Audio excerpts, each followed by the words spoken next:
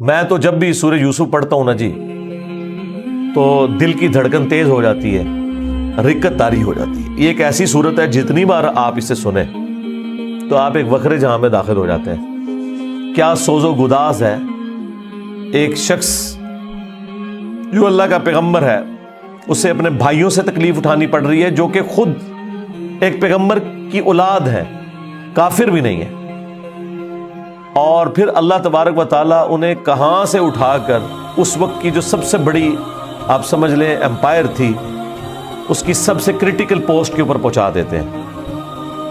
اور بیسیکلی اس میں نبی الاسلام کو بھی تسلی تھی کہ آج تو آپ کو مشرکین عرب کی تکلیفیں اٹھا کر مکے سے مدینہ ہجرت کرنی پڑ رہی ہے، لیکن ایک دن آئے گا کہ آپ فاتح کی حیثیت سے مکے میں واپس آئیں گے۔ جس طرح آپ کے قبیلے کے لوگوں نے، قریش نے، جو اعلان نبوت سے پہلے آپ سے اتنی محبت کرتے تھے کہ آپ کو صادق اور امین کہتے تھے، اس لیول پہ آپ سے دشمنی نبھائی کہ آپ کو اپنا علاقہ چھوڑنا پڑ گیا۔ ایک دن آئے گا انہی لوگوں میں آپ فاتح بن کر آئیں گے، اور اس وقت آپ بادشاہ ہوں گے، اللہ کے خلیفہ ہوں گے، اختیار آپ کے پاس ہوگا۔ جس طرح کہ یوسف علیہ السلام کو ان کے بھائیوں سے تکلیف پہنچی اور انہوں نے ان کو بیچ دیا، وہ غلامی کی زندگی انہیں گزارنی پڑی، اس کے بعد جیل کی زندگی، اور الٹیمیٹلی اللہ تعالیٰ نے انہیں مصر میں آپ سمجھ لیں بے تاج بادشاہی بنا دیا۔ لیکن وہاں پہ بھی اینڈ رزلٹ کیا نکلا؟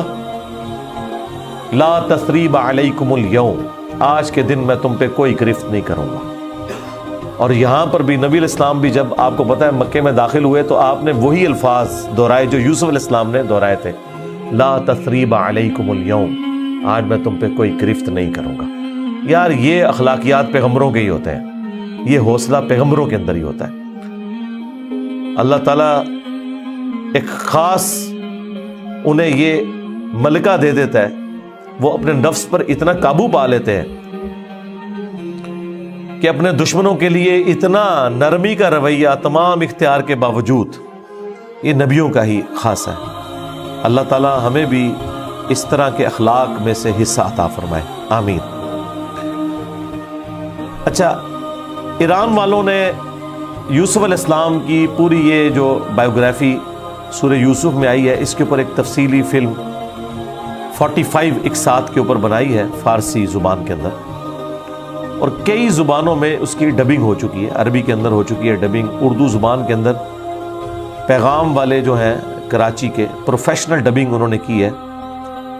آپ کو لگتا ہی نہیں ہے اردو میں فلم بنی ہے یا فارسی میں، اتنی پروفیشنل اس کی ڈبنگ ہے۔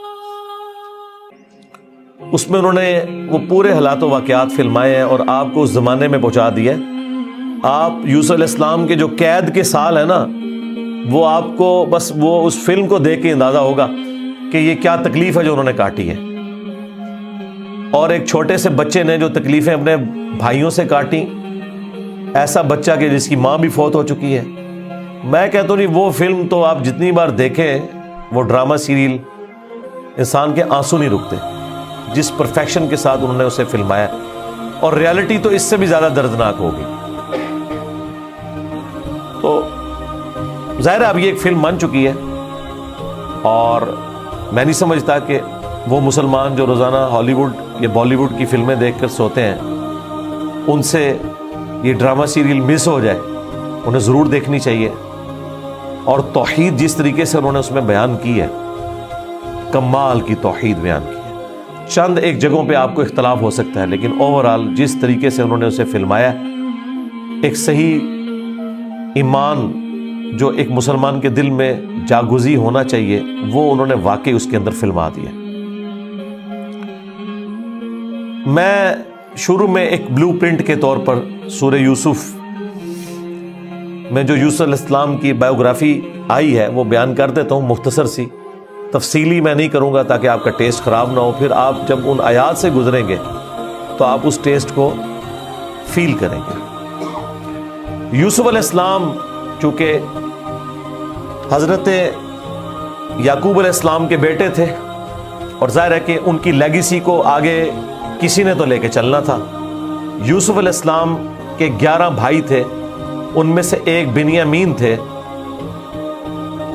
جو ایسے بھائی تھے کہ ماں اور باپ دونوں کامن تھے، اور باقی جو 10 بھائی تھے وہ دوسری والدہ سے تھے ان کے، وہ خالہ بھی لگتی تھی ان کی، یوسف علیہ السلام کی، اور ظاہر ہے کہ ماں بھی تھی کیونکہ ان کے والد نے ان سے نکاح کیا ہوا تھا۔ 10 بیٹے اس ماں سے تھے، 2 یہ تھے، اور آپس میں ان کا ایک حسد والا معاملہ ہو گیا شیطان کی وجہ سے۔ ظاہر ہے کہ اب باپ کی لیگیسی کو کس نے آگے لے کے چلنا ہے؟ ظاہر ہے وہ تو باپ نے تو ڈیسائیڈ ہی نہیں کرنا، وہ تو اللہ نے ڈیسائیڈ کرنا ہے۔ اب یوسف علیہ السلام کو اللہ تعالیٰ نے ایک خواب دکھایا، اور خواب انبیاء کے حق میں وحی الہی ہوتا ہے۔ بخاری مسلم میں حدیث ہے کہ خواب نبوت کا 46واں حصہ ہے۔ حضرت ابراہیم علیہ السلام کو بھی خواب میں ہی دکھایا گیا تھا، سورہ صافات میں آتا ہے کہ میں اپنے بیٹے کی قربانی کر رہا ہوں، اسی لیے انہوں نے اسے ایگزیکیوٹ کرنے کی کوشش کی اور اللہ تعالیٰ نے فدیہ بھیج دیا۔ لیکن ایگزیکیوٹ اتنی بڑی ایکٹیویٹی کو کرنا کہ بیٹا قربان کرنا، اسی لیے تھا کہ وہ وحی الہی تھا۔ یوسف علیہ السلام کو اللہ تعالیٰ نے چھوٹی عمر کے اندر ہی 10-12 سال کی عمر میں ہی یہ خواب دکھایا کہ 11 ستارے اور سورج اور چاند انہیں سجدہ کر رہے ہیں۔ اس خواب کا ذکر انہوں نے اپنے والد سے کیا۔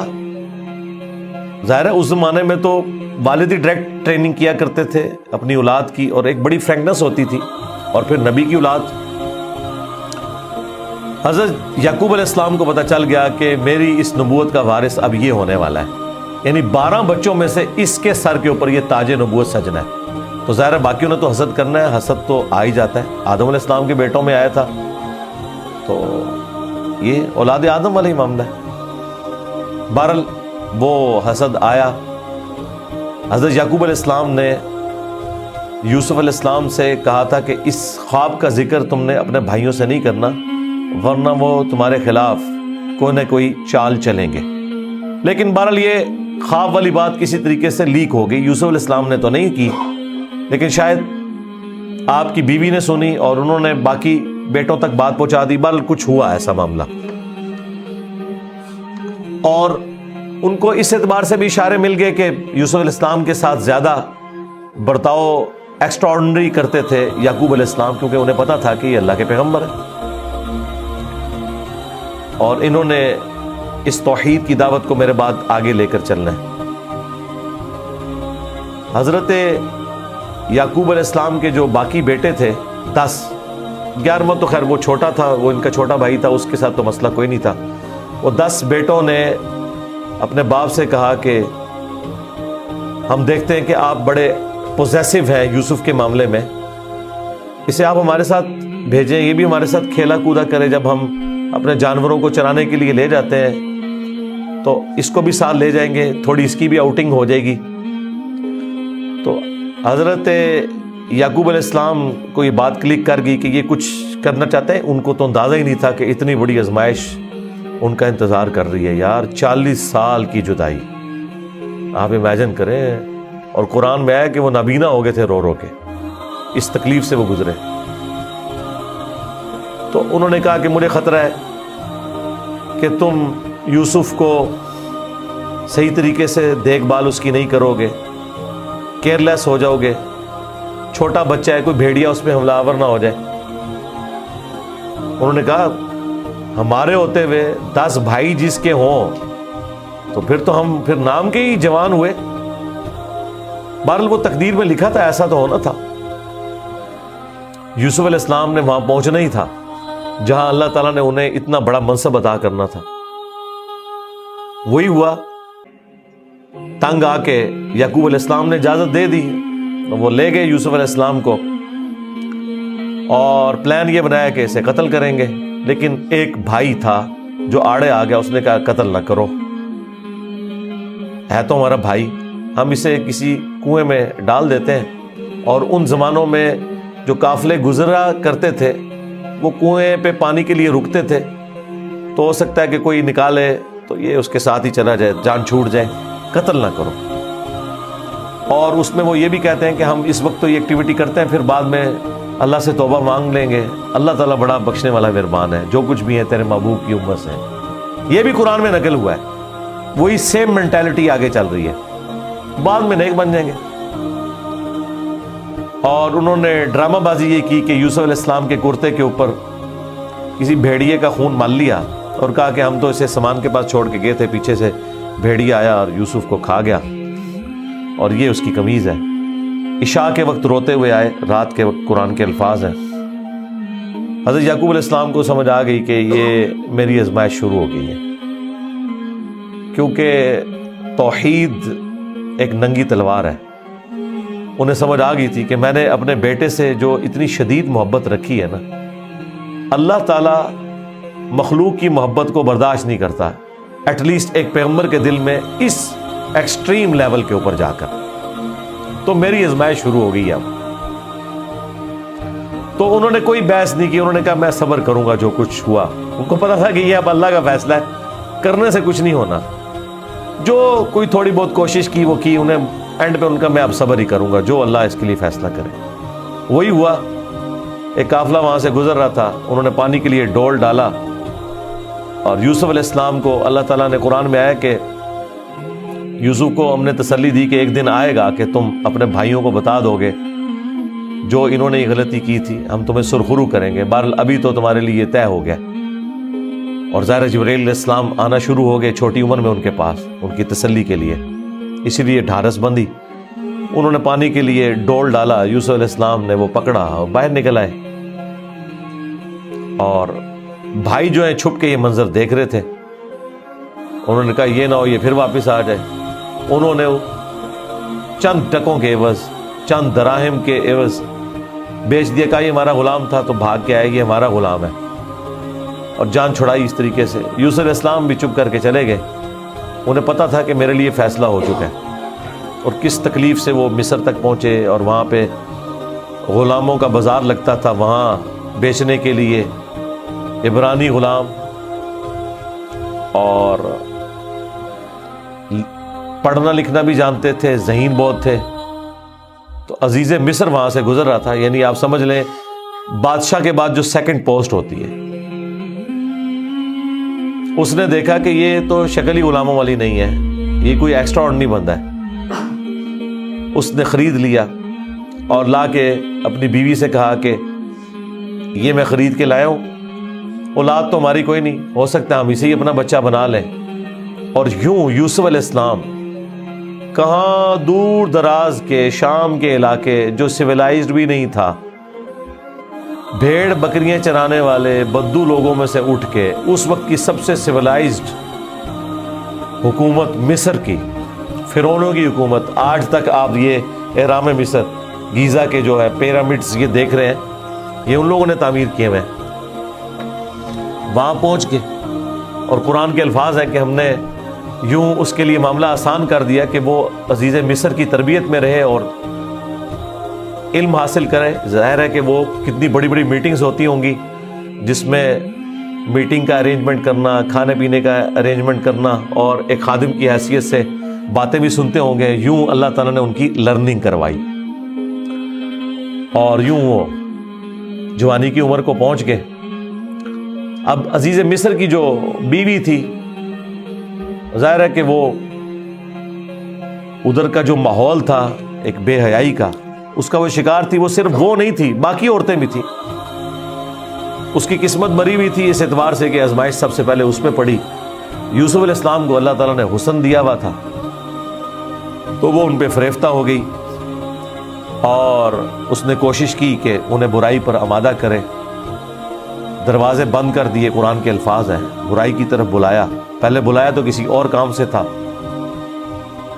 اور اللہ تعالیٰ نے قرآن میں کہا کہ اس عورت نے یوسف کا قصد کیا، یوسف بھی قصد کر لیتا اگر اپنے رب کی نشانی نہ دیکھ لیتا، برہان۔ اور وہ نشانی قرآن میں نقل نہیں ہوئی، اسرائیلی روایتوں میں ملتا ہے کہ ان کو ان کے والد یعقوب علیہ السلام کی شبیہ دکھائی گئی، جو کہ یوں انگلی سے اشارہ کر رہے تھے کہ بیٹا یہ کام نہیں کرنا، اس طرف نہیں آنا۔ تو وہ بچ کے، ظاہر ہے اللہ نے فرمایا کہ یہ ہمارے مخلص بندے تھے، یعنی مخلص چنے ہوئے، ایک لفظ ہے مخلص جو اخلاص شو کرتا ہے، ہم مخلص ہونے کی کوشش کرتے ہیں، لیکن مخلص پیغمبر ہوتے ہیں جنہیں اللہ اپنے لیے خالص کر لیتا ہے۔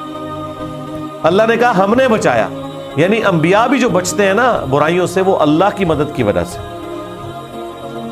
بہرحال اس تکلیف سے وہ گزرے، خبر لیک ہو گئی، کیونکہ جب اس نے قصد کیا تو یوسف علیہ السلام بھاگے، اللہ تعالیٰ نے معجزانہ طور پر وہ دروازے کھول دیے، اور یہ سین جس طریقے سے انہوں نے فلمایا ہے پہنچا دیا جی انہوں نے اس جگہ پہ، اس فلم کے اندر ایران والوں نے۔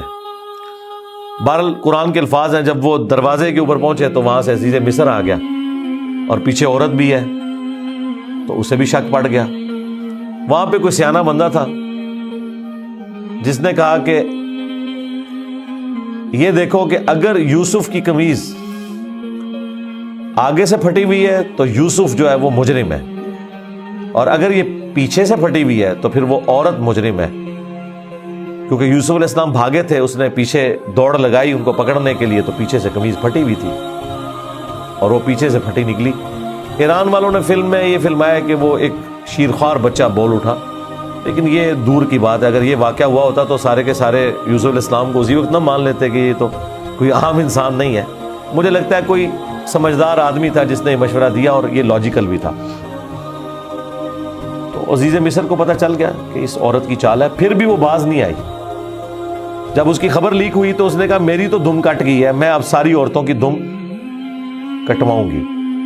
اس نے وہ جتنی بڑے اشرافیہ وہاں مصر کا تھا ان ساری عورتوں کو دعوت پہ بلایا، اور سب کے ہاتھ میں ایک ایک چھری دے دی، قرآن کے الفاظ ہیں، اور ایک ایک سیب دیا، اور یوسف علیہ السلام کو کہا کہ ان عورتوں کے سامنے آؤ۔ تو قرآن کے الفاظ ہیں کہ جب یوسف علیہ السلام ان کے سامنے آئے تو عورتوں نے بے خیالی میں وہ کاٹتے ہوئے سیب کو اپنی انگلیاں بھی کاٹ لی۔ کاٹنے سے مراد یہ نہیں کہ وہ کٹ کے علیحدہ ہوگی، مراد یہ کہ اس پہ تھوڑا بہت زخم آیا، یہ اتنا نہیں ہے کہ وہ انگلیاں ٹوٹ ٹوٹ کے کوئی علیحدہ ہو گئی تھی، یا کو ساری عورتوں نے یہ سب کچھ کر لیا۔ ڈاکٹر سار صاحب نے اس کی اچھی توجیہ بیان کی ہے کہ ہو سکتا ہے کہ کسی عورت کی انگلی زخمی ہو، اور یوسف علیہ السلام جو کہ غلام تھے وہ اس کی طرف متوجہ ہوں کہ میں اس کو پٹی کر دوں یا اس کے لیے کچھ ارینجمنٹ کروں، تو باقی عورتوں نے یوسف علیہ السلام کو اپنی طرف اٹریکٹ کرنے کے لیے جان بوجھ کے خود ہی اپنی انگلی کاٹی ہو کہ تاکہ وہ متوجہ ہوں۔ کوئی بہرحال اس طرح کا سلسلہ ہوا ایک ایکسٹرا آرڈنری، اور جب یہ حالت ہوئی تو اس نے پھر کہا کہ ہاں یہ تھا جس کے لیے تم مجھے بات کر رہی تھی، تم لوگ بھی تو اس میں گرفتار ہو گئے۔ اور پھر اس کی ڈٹائی ہے، اس نے کہا کہ میں اسے برائی کی طرف بلا رہی ہوں، اگر اس نے یہ میری بات نہ مانی تو میں اسے جیل میں ڈلوا دوں گی۔ تو یوسف علیہ السلام نے دعا کی کہ یا اللہ مجھے جیل قبول ہے اس برائی کے عوض، کہ میں تیرا مجرم بنوں۔ دیکھیں کوئی گناہ بھی نہیں کیا، برائی سے بچے ہیں، ہم ہوں تو ہم کہ ہمیں انعام ملے، وہ کہہ رہے ہیں مجھے انعام میں جیل مل جائے کہ میں ان کے شر سے بچ جاؤں۔ بہرحال پھر وہ بہانہ کر کے ان عورتوں نے جھوٹے الزامات لگا کے یوسف علیہ السلام کو جیل میں ڈلوا دیا۔ یوسف علیہ السلام بھی راضی تھے، ٹھیک ہے چلے گئے۔ آلموسٹ 9 سے 10 سال تک وہ جیل میں رہے، اور وہ جیل کا جو انہوں نے سین فلمایا ہے وہ بندہ دیکھ نہیں سکتا، جو وہاں پہ کس پرسی کی حالت تھی بہرحال انہوں نے گزاری، لیکن آپ کے اخلاق سے متاثر ہو کے دعوت توحید بھی وہاں پہ پہنچی۔ اور اسی دوران 2 ایسے قیدی تھے کہ ان دونوں نے الگ الگ خواب دیکھے، اور انہوں نے یوسف علیہ السلام سے کہا کہ آپ اچھے بھلے معلوم ہوتے ہیں، اگر آپ تعبیر بتا سکتے ہیں۔ انہوں نے کہا میں اس کی تعبیر جو بتاؤں گا وہ تعویل ہوگی، پھر وہ مقدر ہو جائے گی۔ اور وہ خواب انہوں نے اپنا بیان کیا۔ ایک نے خواب یہ بیان کیا کہ میں نے یہ دیکھا کہ میں اپنے رب یعنی اپنے اس بادشاہ کو شراب نچوڑ کے دے رہا ہوں۔ دونوں کے قتل کے فتوے جاری ہو چکے ہوئے تھے۔ تو یوسف علیہ السلام نے اسے کہا کہ تم عنقریب چھوٹ جاؤ گے۔ دوسرے نے دیکھا کہ میرے سر کے اوپر روٹیوں کا ایک ٹوکرا ہے اور اس سے جانور پرندے کھا رہے ہیں، تو ان کا تم سولی دیے جاؤ گے اور تمہاری لاش سے جانور کھائیں گے، اور وہی ہوا۔ اور قرآن کے الفاظ ہیں کہ جسے نجات ملنے والی تھی اسے یوسف علیہ السلام نے کہا کہ جب تم چھوٹ جاؤ تو اپنے بادشاہ سے میرا ذکر کرنا کہ میرے ساتھ یہ زیادتی ہوئی ہے، لیکن قرآن کے الفاظ ہیں کہ شیطان نے وہ ذکر بھلا دیا۔ ظاہر ہے اللہ نے تو کوئی اور ہی فیصلہ کیا ہوا تھا، اور یوں آلموسٹ 9 سے 10 سال ان کے جیل میں کٹ گئے، یہاں تک کہ اس بادشاہ کا جو بیٹا ہے وہ تخت نشین ہوا،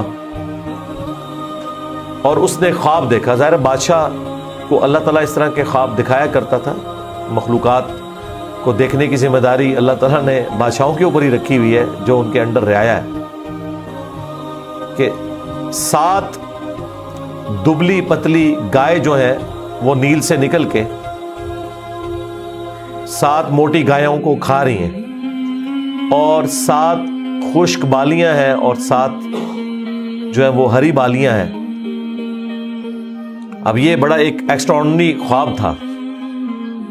اس نے اپنے وہ سارے تعبیر بتانے والے بلائے، سب کے سب عاجز آ گئے۔ تو وہ جو چھوٹ چکا تھا ایک قیدی، وہ بادشاہ کا بڑا قریبی تھا جو اسے شراب بنا کے دیتا تھا، اسے یاد آیا کہ ہاں ایک شخص قید میں ہے۔ اور یاد کب آیا؟ دیکھیں 9-10 سال کے بعد اس نے کہا میں ایک ایسے شخص کو جانتا ہوں کہ جو آپ کو اس کی تعبیر بتائے گا۔ تو وہ بادشاہ نے کہا ٹھیک ہے، اسے لے آؤ یہاں پہ۔ یوسف علیہ السلام نے تعبیر بتا دی جو باقی معبر نہیں بتا سکے۔ بادشاہ کو بھی لگا یہ تعبیر اسی طریقے سے کہ 7 خوشحالی کے سال آئیں گے، اور اس کے بعد 7 سال آئیں گے 7 ایئرز قحط سالی کے، جس میں آپ یہ والا غلہ جو سٹور کیا ہوگا وہ استعمال کریں گے، اور پھر اس کے بعد بارش ہوگی۔ 7 سال تک بارش نہیں ہوگی، اور ان 7 سالوں کے لیے آپ نے اپنی وہ والی گندم سنبھال کے رکھنی ہے جو ان خوشحالی کے 7 سالوں میں خوب پیداوار ہوگی۔ تو بادشاہ نے کہا انہیں بلا کے لاؤ۔ انہوں نے کہا نہیں، پہلے میرا وہ مسئلہ حل کریں جو میرے اوپر الزامات لگا کے ان عورتوں نے اندر کیا۔ پھر بہرحال وہ معاملہ بھی سیٹل ہوا، عورتوں نے مان لیا کہ یوسف علیہ السلام کی کوئی غلطی نہیں تھی۔ پھر یوسف علیہ السلام عزت کے ساتھ لائے گئے بادشاہ کے پاس، اور انہوں نے خود کہا کہ مجھے وزیر خوراک بنا دیں، میں امین بھی ہوں اور ان معاملات کو ہینڈل بھی کر سکتا ہوں۔ پھر انہوں نے جس طریقے سے ان معاملات کو ہینڈل کیا اور کہا کہ آپ نے گندم کے دانوں کو بالیوں سے باہر نہیں نکالنا، یہ سٹوریج کا طریقہ بھی یوسف علیہ السلام کو اللہ تعالیٰ نے سکھایا۔ یوں گندم خراب نہیں ہوتی، سال ہر سال آپ استعمال کر سکتے ہیں۔ آج بھی گندم اسی طریقے سے سٹور ہوتی ہے۔ اب وہ قحط سالی صرف مصر تک نہیں تھی، شام تک بھی پھیل چکی تھی، اور وہی بھائی بالآخر گندم کی تلاش میں مصر آئے۔ انہیں تو پتہ ہی نہیں تھا کہ ان کا بھائی یہاں کا بے تاج بادشاہ بن چکا ہے۔ یوسف علیہ السلام نے انہیں پہچان لیا۔ ان تو سوچے نہیں تھا کہ یہ سب کچھ ہوا، کوئی اس وقت انٹرنیٹ کوئی اس طرح کی تو چیز ہے ہی نہیں تھی۔ تو یوسف علیہ السلام نے انہیں غلہ دیا اونٹ بھر کے، اور جاتے ہوئے خادمین کو کہا کہ ان کی جمع پونجی بھی آپ نے ان کے اسی سامان کے اندر رکھ دینی ہے تاکہ یہ متاثر ہوں اور اگلی دفعہ پھر آئیں۔ اور پھر ان سے انٹرویو کیا تو انہوں نے کہا ہمارے تو اس طرح بھائی ہیں، ایک بھائی ہے وہ ہمارے والد صاحب تو اس کو اپنے سے جدا نہیں ہونے دیتے، اس کے اندر وہ اپنے اس بیٹے کو تلاش کرتے ہیں جسے بھیڑیا کھا گیا تھا، اور وہ بیٹا سامنے تھا۔ یوسف علیہ السلام کے بارے میں اللہ تعالیٰ فرماتا ہے کہ یوسف علیہ السلام یہ باتیں سن رہے تھے اور دل ہی دل میں کہہ رہے تھے کہ تم ظالم ہو، لیکن اللہ کی طرف سے اجازت نہیں تھی۔ ان کا اچھا پھر تم دیکھ رہے ہو اس بھائی کا بھی سامان میں تمہیں دیتا ہوں، اگلی بار اس بھائی کو ساتھ لے کے آؤ گے ورنہ میں تمہیں سامان نہیں دوں گا۔ ظاہر ہے کسی بہانے سے تو بلانا تھا نا۔ اور واپس جب پہنچے انہوں نے دیکھا یہ تو اتنا فیاض بادشاہ ہے، اس نے تو ہماری وہ جمع پونجی جو بھی تھا، کوئی کاٹن لے کے گئے تھے یا اس وقت تو بارٹر سسٹم ہوتا تھا نا، وہ واپس کر دی ہے۔ تو اپنے والد سے کہا کہ آپ اپنا وہ بیٹا بھی بھیجیں، وہ تو بڑا اچھا بادشاہ ہے۔ تو ان کا نا ایک دفعہ تم کسی کے بھائی کو لے گئے تھے وہ واپس نہیں آیا، اس کو تو میں اب الگ نہیں کروں گا۔ ان کا ابا جی پھر بھوکے ہی مریں گے، آپ کون سے شیخ عبد القادر جیلانی ہے کہ آپ نگاہ مار کے یہ کچھ کر لیں گے؟ ہاں تو اور کیا، گندم کے لیے انبیاء ان کی اولادیں اور یہ تو ہمیں سکھاتے ہیں کہ جی بڑے سے بڑا غوث قطب ابدال کسی صحابی کے پاؤں کی خاک بلکہ گھوڑے کے قدموں کی خاک نہیں ہے. تو قرآن میں تو کچھ اور ہی مل رہا ہے. اب بڑی فاقے آ جائیں کہ کیا کریں. ان کا ٹھیک ہے بس دوسرا بھی اب دیتا ہوں. اور پھر اس میں انہوں نے ایک جملہ بولا کہ قریب ہے کہ اللہ تعالیٰ مجھے میرا یوسف بھی واپس کر دے. انہیں پتا چل گیا کہ ابھی بھی میری آزمائش باقی ہے. میں نے یوسف کو بنیامین میں تلاش کرنا شروع کر دیا تھا. ابھی بھی وہ والی کامل توحید جو اللہ کو ریکوائرڈ ہے نا, جو پیغمبر سے ریکوائرڈ ہے, ایکسٹرا آرڈنری, والذین آمنوا اشد حبا للہ, اس کا بھی اعلیٰ ترین درجہ. تو انہوں نے کہا بہرحال مجھ سے پکا عہد کرو کہ اس بھائی کو واپس لے کے آؤ گے یہاں تک کہ سارے قتل ہو جاؤ, پھر تو معافی ہے, ادروائز تم لوگ زندہ واپس آئے اور اس کو نہ لائے میں تمہیں معاف نہیں کروں گا. ان کا جی ابا جی عہد کرتے ہیں جی, میں فکر ہو جائے گا, ایسے ہی ہوگا. لے گئے. اب وہاں تو یوسف علیہ السلام نے پلان کیا تھا. جاتے ہی انہوں نے بنیامین کو تو اپنے پاس بلا کے کہا کہ میں تیرا وہ گم شدہ بھائی یوسف ہوں. بلکہ ان کی نظر میں تو وہ سمجھ لیں فوت ہی ہو چکے تھے. اور کہا کہ اپنے بھائیوں کو نہیں بتانا تم نے, میں ایک طریقے سے تمہیں یہاں روکوں گا کیونکہ بادشاہ کے قانون میں تمہیں روک نہیں سکتا. تو اس کے لیے قرآن میں الفاظ ہیں کذالک کدنا لی یوسف, ہم نے یوسف کو یہ تدبیر سکھائی تھی, ایک ہیلا سکھایا کہ وہ بادشاہ کا ایک قیمتی پیالہ تھا جو بنیامین کے سامان میں انہوں نے واپسی پہ رکھوا دیا. اور جب وہ واپس جانے لگے تو پیچھے سے آواز لگائی گئی قافلے والوں تم چور ہو.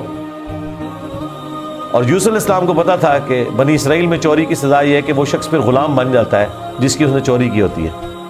ان کا بتاؤ اگر کوئی چور نکلا, ان کا جی جس کے سامان میں نکلا وہ آپ رکھیں اس بندے کو. تو انہوں نے مختلف جگہ سے شروع کیا, بنیامین سے سٹارٹ نہیں کیا ورنہ تو پلان ڈسکلوز ہو جاتا. الٹیمیٹلی بنیامین کے سامان میں سے نکلا. تو انہوں نے کہا ہاں اس کا بھائی بھی اسی طرح چور تھا, اندازہ کریں ہر جگہ وہ ٹھونگ مارتے سن نال نال. تو اچھا یہ پھر ایران والوں نے اس فلم میں کھولا ہے کہ وہ کس چوری کی طرف اشارہ کر رہے تھے. وہ یوسف علیہ السلام سے ان کی پھوپھی بڑی محبت کرتی تھی, وہ لے گئی تھی اور وہ ان کو اپنے پاس رکھنا چاہتی تھی. تو انہوں نے کہا کہ میرا فلاں قیمتی کپڑا جو ہے وہ چوری ہو گیا ہے, حالانکہ وہ چوری نہیں ہوا تھا. اور وہ یوسف علیہ السلام کے سامان سے انہوں نے ریٹریو کیا اور اس کے بدلے میں یعقوب علیہ السلام کو کچھ عرصہ اپنے اس بیٹے کو اپنی بہن کے پاس چھوڑنا پڑا. تو یہ ان کو کلک کر گیا آئیڈیا, یہی والا آئیڈیا انہوں نے اپنے بھائیوں کے اوپر بھی اپلائی کیا. اور ان کے بھائیوں کا بھی اشارہ اسی طرف تھا کہ اس نے تو بچپن میں اس کا بڑا بھائی بھی چور تھا, حالانکہ اس نے چوری نہیں کی ہوئی تھی, نہ ادھر چوری والا معاملہ تھا. بہرحال ان میں سے ایک بھائی نے کہا بھائی میں تو اب واپس نہیں جاؤں گا, میں تو ابے سے عہد کر کے آیا ہوں کہ بھائی میں تو اپنے بھائی کی یاد میں ادھر ہی رہوں گا جب تک کہ کوئی معاملہ نہ ہو. تم لوگ جاؤ نا ذرا اور جا کے ابا جی کو ساری صورتحال بتاؤ اور بتاؤ کہ تمہارا یہ بیٹا چور نکلا ہے اور ہم لاکھ قسمیں کھائیں آپ نے ماننا نہیں ہے. تو وہ چلے گئے واپس. پھر حضرت یعقوب علیہ السلام نے ایک خط روانہ کیا, ریکویسٹ بھیجی عزیز مصر کو. انہیں تو نہیں پتا تھا کہ ان کا بیٹا ہی ہے, اور وہ بڑے دردناک انداز میں انہوں نے اس فلم میں فلمایا ہے. الٹیمیٹلی جب وہ اگلی دفعہ واپس آئے, انہوں نے کہا ہمارے ابا جی تو پہلے ہی نابینا ہو چکے ہیں, اب یہ دو جدائیاں کیسے برداشت کریں گے, آپ رحم کریں, ہم پہ ترس کھائیں. پھر یوسف علیہ السلام نے کہا کہ تمہیں یہ ساری باتیں اس وقت نہیں یاد آئی, تمہیں یاد بھی تم نے اپنے بھائی کے ساتھ کیا کیا تھا. تو وہ جب سٹوری انہوں نے بیان کرنی شروع کی تو انہیں پتہ چل گیا کہ یہ وہی یوسف ہے. انہوں نے پوچھا آپ یوسف ہیں؟ ان کا ہاں, دیکھو اللہ نے مجھے کیا کچھ عطا کیا ہے.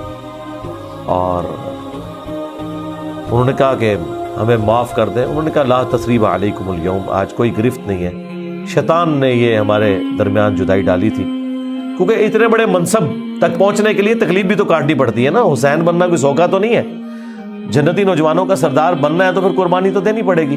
اور انبیاء کو یہ پتہ ہوتا ہے کہ قربانی سے گزر کے ہی آپ مقام حاصل کرتے ہیں. انہوں نے کہا کہ یہ میری قمیص لے جاؤ, اللہ تعالیٰ نے وحی کے ذریعے مجھے بتائی ہے یہ بات, جا کے میرے والد کی آنکھوں پہ ملو, اللہ تعالیٰ ان کی بینائی کو واپس کرے گا. اور یوں وہاں سے ایک قاصد نکلا, وہ کرتا لے کے یوسف علیہ السلام کا.